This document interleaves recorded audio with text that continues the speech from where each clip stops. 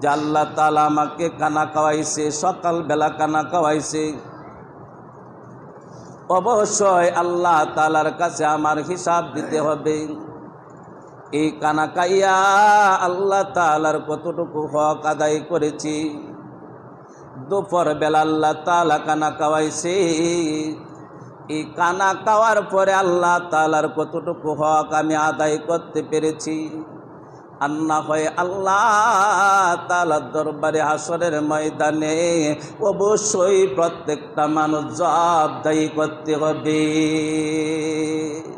এই জন্য আল্লাহ তাআলা বলেছেন, আলহাকুমুত তাকাসুর, তোমরা সম্পদের প্রাচুর্যের মধ্যে তোমরা ঢুকিয়া যাইও না, সম্পদের ভিতরে তোমরা ঢুকিয়া যাইও না।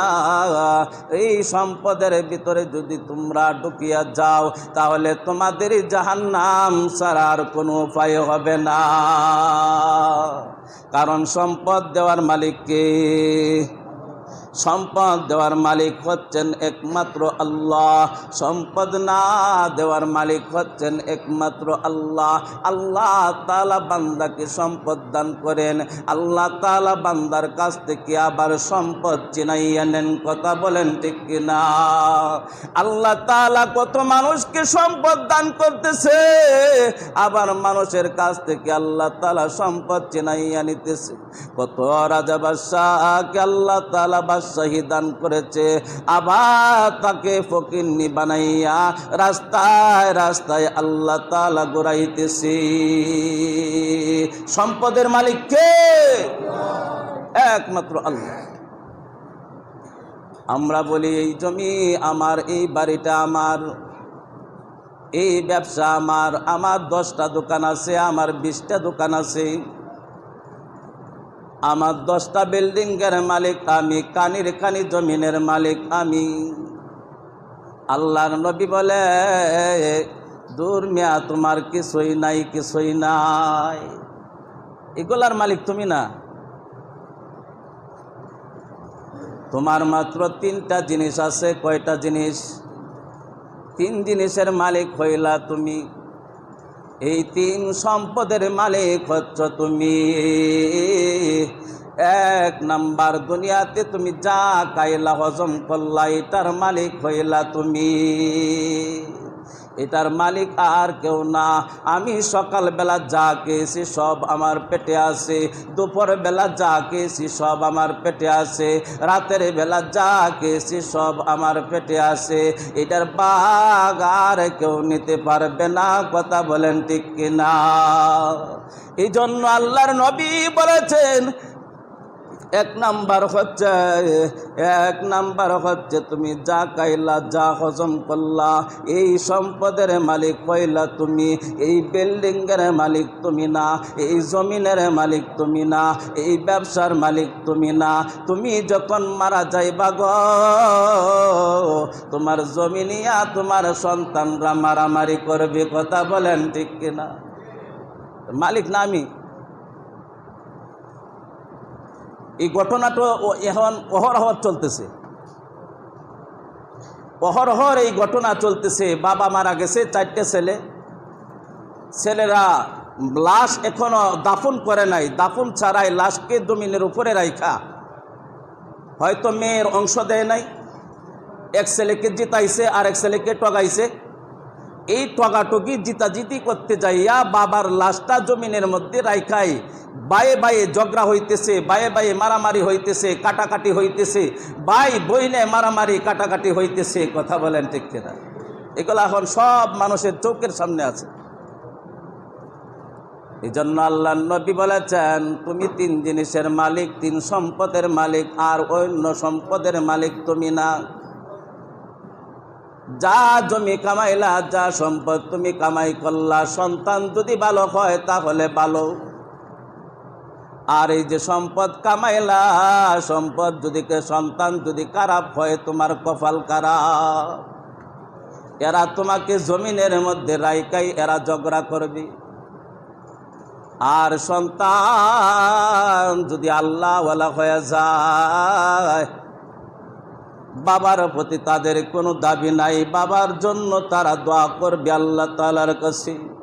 আল্লাহ, আমার বাবা এত সম্পদ জমিনের মধ্যে রাখা আজকে কবরবাসী হয়ে গেছে গো আল্লাহ। আল্লাহ, আমার বাবার কবরটাকে তুমি জান্নাতের বাগান বানাইয়া দাও। সন্তান দোয়া করবে। এই জন্য হযরত আকরাম সাল্লাল্লাহু আলাইহি ওয়াসাল্লাম বলেছেন, এক নাম্বার সম্পদের মালিক হইলা তুমি, যা কাইলাই সম্পদের মালিক হইলা তুমি। আর যা তুমি ব্যবহার করলা, এই যে জামাটা ব্যবহার করতেছি, এই জামাটা হচ্ছে আমার। এই জামাটা কার? প্রত্যেকের শরীরের মধ্যে যা জামা আছে এই জামাটা যাত্রার। যা তুমি ব্যবহার করলা, যা তুমি ব্যবহার করিয়া পুরাতন করলা, এই সম্পদের মালিক হচ্ছ তুমি। এই দুইটা সম্পদের মালিক তুমি। এক নাম্বার যা কায়লা, এই সম্পদের মালিক তুমি। দুই নাম্বার যা ব্যবহার করিয়া পুরাতন করলা, এই সম্পদের মালিক হচ্ছে তুমি। আর তিন নাম্বার হচ্ছে যা তুমি দান সদকা করলা, এইটা আল্লাহ তাআলার ব্যাংকে জমা হয়ে থাকবে। কবরে যাওয়ার পরে তুমি সেই সম্পদের মালিক হইবা। এছাড়া তুমি 10টা বিল্ডিং বানাইছ, 20টা বিল্ডিং বানাইছ, এই সম্পদের মালিক তুমি না। 10টা দোকানের মালিক, ওই সম্পদের মালিক তুমি না। কানির কানি জমিনের মালিক, এই সম্পদের মালিক তুমি না। মানুষ কয় সম্পদের মালিক? 3 সম্পদের মালিক মানুষ। এই 3টা সম্পদের মালিক। এক নাম্বার হচ্ছে যা খাইলাম এটা আমার, যা পড়লাম এটা আমার, যা আল্লাহর রাস্তায় দান করে দিলাম এটা আমার। এছাড়া যা কিছু আছে সব পর। মারা যাওয়ার পরে সন্তানরা ভাগাভাগি করবে, সন্তানরা নিয়ে যাবে। এই জন্য আল্লাহ তাআলা বলেছেন, আলহাকুমুত তাকাসুর, সন্তানদের এই সম্পদের প্রাচুর্যতার মধ্যে তোমরা ঢুকিয়া যাইও না। যারা ঢুকে গেছে তারা কপাল পড়ে গেছে, বিপদ পড়ে গেছে। তারা এই সম্পদ থেকে আর বাহির হইতে পারবে না। আল্লাহ তাআলা বলেন, কতদিন? হাত্তা যুরতুমুল মাকাবির, মরণের আগ পর্যন্ত এই মানুষটা সম্পদ থেকে আর বাহির হইতে পারবে না। মরবে, শেষ। মরণের আগে এই সম্পদের ভিতর থেকে আর বাহির হইতে পারবে না। এই কথাটা কার? কার কথা? আল্লাহ তাআলা বলেছেন। এই জন্য আল্লাহ তাআলা বলেছেন, বান্দা সম্পদ নিয়ে বরাহি করিও না, কারণ সম্পদ দেওয়ার মালিক কে? সম্পদ দেওয়ার মালিক কে? কে সম্পদ দেওয়ার মালিক? আল্লাহ। সম্পদ দেওয়ার মালিক হচ্ছেন আল্লাহ, নেওয়ার মালিকও আল্লাহ। চৌকের সামনে কত মানুষকে দেখলাম আমার এলাকার মধ্যে, কানের কানি জমিন। আজকে তারা বিভিন্ন গার্মেন্টস ফ্যাক্টরির মধ্যে চাকরি করে, বাড়ি টাকার মতনও জায়গাটা নাই। এটি আমার চোখের দেখা। এই জন্য সম্পদ নিয়া তুমি বরাকি করিও না, বাহাদুরি করিও না যে আমি, আমার 9 কোটি টাকা আছে, আমার 10টা বিল্ডিংয়ের মালিক আমি। না না, আল্লাহর নবী বলে তুমি 3 সম্পদের মালিক, এছাড়া কিচ্ছুই তুমি পাইবা না। বাকি সম্পদ যদি তোমার সন্তান আল্লাহওয়ালা হয়, বাকি সম্পদ যদি তোমার সন্তান দিনদার হয়, তাহলে তুমি কামিয়াবি। আর যদি দিনদার না হয় তাহলে তুমি ধ্বংস। সন্তান যদি দিনদার হয় তাহলে সম্পদ যে আমি রাইখা গেলাম এই সম্পদের হেফাজত করবে। আর যদি সন্তান দিনদার না হয় তাহলে এই যে সম্পদ আমার ছেলে, আমার ছেলেদের জন্য রাইখা গেলাম, বিশ্বকাপ ফুটবল খেলা হইতেছে, কত মানুষের সন্তান আজকে লক্ষ লক্ষ টাকা দিয়া জুয়া খেলতেছে। কথা বলেন ঠিক কিনা? এরা বাবার সন্তান না? এরাও তো বাবার সন্তান। বিশ্বকাপ ফুটবল খেলার মধ্যে লক্ষ লক্ষ টাকা জুয়া খেলতেছে, বাবা রেখে দেওয়া সম্পদ দিয়া তারা জুয়া খেলতেছে।